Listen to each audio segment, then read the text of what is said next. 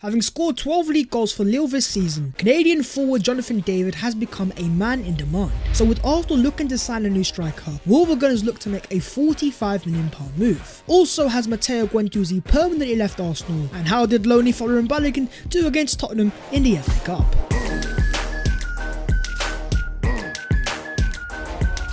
Yo, what is going on, guys? My name is Babs14. Welcome back to your boys channel. I am back in London City, back where I belong. So smash a like if you enjoy the content, subscribe if you're new, and help your boy on his road to 80,000 subscribers. But let's get into that Arsenal news, and starting off with Jonathan David. He is the Canadian centre forward that plays for Lille in Ligue 1, and Jonathan David is the name. Now 12 league goals this year and 26 league appearances, having scored 13 last year. Jonathan David has been on fire and once again showed that he is a prolific goal scorer in a top 5 European league. Now here's what us Arsenal fans already know. Fabrizio Romano has already confirmed that David is indeed an Arsenal target going into the summer window, and reports have also confirmed that Edu Gaspar has held a meeting behind the scenes with the representatives of Jonathan David as well. That same agent has also confirmed that David wants to move to the Premier League, and has also confirmed that his player wants to leave Lille come the end of the season. And then in terms of today, you have Sky Sports News in the UK confirming that Lille will demand around £46 million for Jonathan David. David still wants Champions League football, and Arsenal are poised to swoop in if they finish in the top 4. So for a price tag of £45 million, you get Canadian Jonathan David. Now, in terms of the type of profile, he scores goals, we know that. He's a very good goal scorer, and he is still very young at 22 years of age. A lot of potentials there, but it's very important to take note of the fact that David has played a lot of games so far for Lille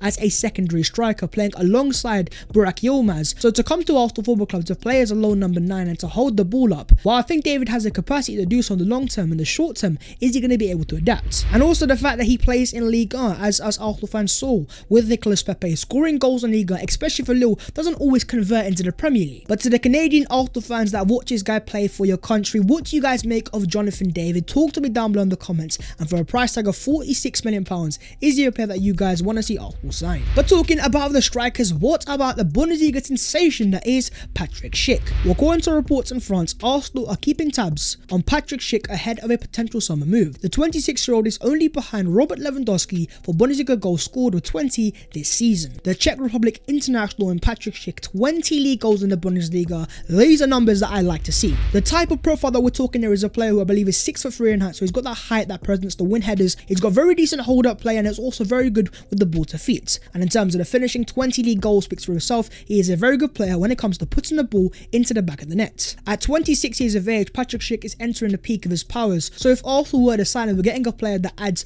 much experience to this Arsenal team that is already so young. But also in terms of the Bundesliga, it does have a very hit and miss record when it comes to centre forward, scoring goals there and then scoring goals in this league. You'd have to look at Timo Werner at Chelsea, who scored so many goals for RB Leipzig in the Bundesliga, but in the Premier League that's not been the case. But then again, on the positive side, you of course have Arsenal's very own ex-player Pierre-Emerick Aubameyang, who scored goals in the Bundesliga and also scored goals in the Premier League. But talk to me down below in the comments about Bayer Leverkusen's Patrick Schick. He's a bit of a left field option for a lot of Arsenal fans as that centre forward option, but is he a player that you guys would like to see Arsenal sign? And to round off Strikers FC, let's talk Man City's Gabriel Jesus. Because according to Man United legend Rio Ferdinand, he says, for Jesus, they at City need to discuss internally and see what they want to do. Because with a new striker joining Man City in the summer, I'm not sure that the position of Gabriel Jesus will be so clear. If I was Arsenal, I would go and buy Gabriel Jesus. Now, by no means is Rio Ferdinand any sort of reliable transfer source, but here he is making a bit of sense. Man City are going to sign a striker in the summer, whether it's Erling Haaland or someone like that. They're going to sign a new striker, and technically would make available Gabriel Jesus. But is he the type of striker that Arsenal need to sign? Well, first things first, he has that Premier League experience, playing year in year out for City and playing a massive part in all the title runs. Playing for Pep Guardiola's Man City, of course, is a team that Mikel Arteta wants to emulate, and having already worked with Jesus during his time at Man City, he can certainly play within this Arsenal system. But most importantly, is he that guy? Is he that goal scorer, that link-up player, that player to take Arsenal to the next level? 24 years of age, turning 25 in April, he does have that level of experience entering the peak of his powers, which is very important, but I still have my overall questions. Talk to me about Man City's Gabriel Jesus, and is he a player that you guys think Arsenal should be looking to sign? On to a bit of confirmed transfer news. Fabrizio Romano confirms that Matteo Guendouzi has left Arsenal permanently to join Olympique Marseille on a 3-year deal. Having played over 38 games, the clause has been automatically activated, and Guendouzi is now officially a permanent Marseille player. It is a sad way to end an Arsenal career that had so much promise to start with under Unai Emery, but as you guys are aware, him and Mikel Arteta Arteta. They fell apart after the game against Brighton. Arteta was not a massive fan of his attitude behind the scenes. With the whole cultural revamp that Mikel Arteta wants to make, I don't think he saw Matteo Guendouzi as the ideal character behind the scenes to build a team around. Hence why he's on loan at Marseille in the first place. And to be fair to him, he has done pretty well. He's scored goals, he's got an assist, he played an important part, and also been capped by the French national team. So you know what, fair play to Matteo Guendouzi, best of luck in the future. I've got nothing against you as a player, I think he'll be a great player, but just not at Arsenal Football Club. On to the second thing, and that is rivals are all falling apart. Starting off with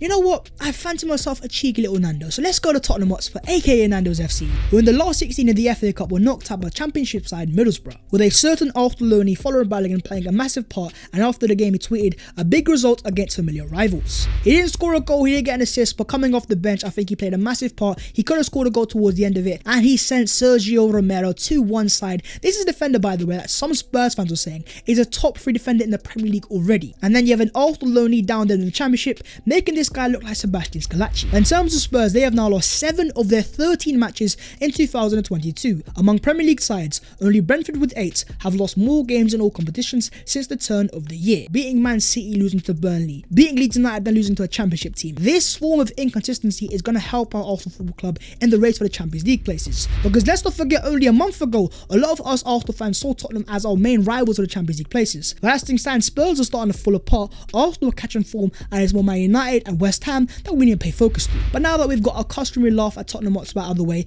let's talk Chelsea Football Club. As their long-term owner and investor Roman Abramovich has announced that he's ready to sell Chelsea. You know how Chelsea fans all talk about champions of Europe, how we're the biggest club in London. The fact that these guys even have the audacity to say that is all because of sugar daddy Roman Abramovich. That is no longer set to be the case, as now he has to sell Chelsea with all the politics around the world, with 4 American investors in prime pole position to acquire Chelsea Football Club. By no means am I any sort of financial expert, but to go from what Roman was doing at Chelsea to now investors, we are definitely going to see a massive change in how Chelsea operates. What you're not going to have is this whole year in year out spending, going for league titles, and that heavy, ultra aggressive approach trying to win and buy trophies. With investors, it could be a different game, more of a long-term process. They're going to have to trust the process now, for God's sake, and no more of the spending money willy-nilly, no more of sugar daddy Roman Abramovich. It certainly looks set to cause a massive change in how Chelsea operate, and of course they are rivals of Arsenal Football Club, so we're going to have to keep an eye on it. But what are your own thoughts on Roman Abramovich being forced to sell Chelsea Football Club? Gabriel Magalhaes says, Aubameyang is in my heart. We all wanted him at Arsenal. It's something what happened between him and the coaching staff, and the other players weren't in it. I said goodbye to him before he left. He is a very nice person with a big heart, and I love him very much. And since Auba has left Arsenal, he has done pretty well, scoring 4 goals in 4 appearances. And as a fan that has seen Aubameyang score so many goals for my club, I love to see him do well elsewhere. But what I don't like to see is how some Arsenal fans try to use Aubameyang's success elsewhere to use it against Arsenal Football Club. Now yes, Arsenal need a striker, and Alexander Lacazette isn't a consistent goal scorer. But in terms of Arsenal's form since we axed Aubameyang, we have been up there with the best teams in the league, factually. And here's actually a graphic of the expected goals for and against his in the last 10 weeks. Which since Aubameyang's departure, as you can see in the top right hand corner, Arsenal are up there with Man City and Liverpool, above Spurs, Man United and Chelsea. I'm not trying to point fingers towards Aubameyang, but Arsenal quite clearly have been a better team since his departure. He's moved to Barca, things have worked out for him, and things are working out for Arsenal Football Club. It's a win-win scenario, so you know what, fair play to Arsenal, fair play to Aubameyang. Why can't we all just be happy? But there's also 2 other very key factors of why Arsenal have improved so much. First things first, the return of Granit Xhaka alongside Thomas Partey. Partey gets the best out of Xhaka and vice versa, and in terms of Thomas Partey particularly, he is excelling now week in week out, and he's starting to show glimpses to us Arsenal fans